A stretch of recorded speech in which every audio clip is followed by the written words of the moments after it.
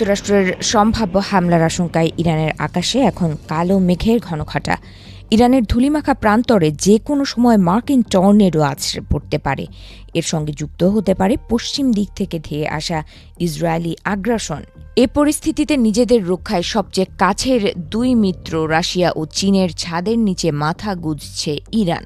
চীনের কাছ থেকে CM-302 মিসাইল অর্ডার করার খুব কাছাকাছি পর্যায়ে রয়েছে তারা। এছাড়া মার্কিন আগ্রাসন রুখে দিতে আরেক মিত্র রাশিয়ার কাছে সাহায্যের হাত বাড়িয়েছে ইরান। গত বছরের যুদ্ধে যুক্তরাষ্ট্র ও ইসরায়েলের হামলায় তাসের ঘরের মতো ভেঙে পড়ে ইরানের দুর্বল আকাশ প্রতিরক্ষা ব্যবস্থা। এরপরে নিজেদের সামরিক কৌশলে বড় ধরনের পরিবর্তন আনছে ইরান। যুক্তরাষ্ট্র ও ইসরায়েলের সম্ভাব্য বিমান হামলা ঠেকাতে স্থায়ী ও ভারী প্রতিরক্ষা ব্যবস্থার পরিবর্তে সস্তা, বহনযোগ্য এবং সহজে লুকিয়ে রাখা যায় এমন প্রযুক্তির ওপর নজর দিচ্ছে তারা।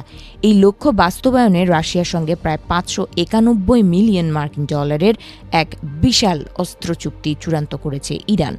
ব্রিটিশ সংবাদ মাধ্যম ফিনান্সিয়াল টাইমসের এক বিশেষ প্রতিবেদনে এই চাঞ্চল্যকর তথ্য উঠে এসেছে। গত বছরের ডিসেম্বরে মস্কোতে সই হওয়া এই চুক্তির আওতায় ইরান রাশিয়ার কাছ থেকে এগুলো কাঁধে রেখে ব্যবহারযোগ্য আকাশ প্রতিরক্ষা ব্যবস্থা 5,000টি অত্যাধুনিক ভার্বা ম্যানপ্যাড সংগ্রহ করেছে। এছাড়া এ তালিকায় রয়েছে 2500টি 9M336 মিসাইল। গত বছরের জুন মাসে ইসরায়েলি ও মার্কিন হামলায় নিজেদের বড় বড় S-400 বা S-300 প্রতিরক্ষা ব্যবস্থার ব্যাটারিগুলো ধ্বংস হয়ে যাওয়ায় ইরান এবার ছোট আকারের প্রতিরক্ষা ব্যবস্থার দিকে ঝুঁকছে বলে মনে করছেন বিশেষজ্ঞরা।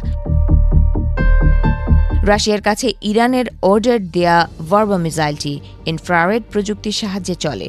ফলে এটি ড্রোন, ক্রুজ মিসাইল এবং নিচ দিয়ে উড়ে যাওয়া হেলিকপ্টার ধ্বংস করতে অত্যন্ত কার্যকর। এটি কোনো রাডারের উপর নির্ভরশীল নয়। ছোট ছোট দলে ভাগ হয়ে সেনারা এটি কাঁধে রেখেই ব্যবহার করতে পারে, যা শত্রুপক্ষের জন্য শনাক্ত করা প্রায় অসম্ভব।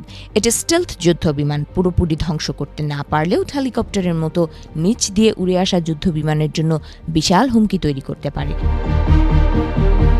মার্কিন আগ্রাসনের মুখে সিরিয়া ও ভেনেজুয়েলাকে সেভাবে সাহায্য না করলেও ইরানের পাশে দাঁড়িয়েছে রাশিয়া। এর কিছু কারণ খুঁজে বের করেছেন বিশেষজ্ঞরা। ইউক্রেন যুদ্ধে ইরান রাশিয়াকে ড্রোন ও ব্যালিস্টিক মিসাইল দিয়ে সরাসরি সাহায্য করছে।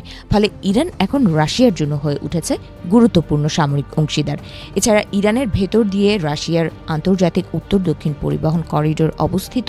পশ্চিমা নিষেধাজ্ঞা এড়িয়ে রাশিয়ার পণ্য পরিবহনের জন্য এই পথটি অত্যন্ত গুরুত্বপূর্ণ। ইরানের সরকার পরিবর্তন হলে রাশিয়ার এই লাইফলাইন বন্ধ হয়ে যেতে পারে।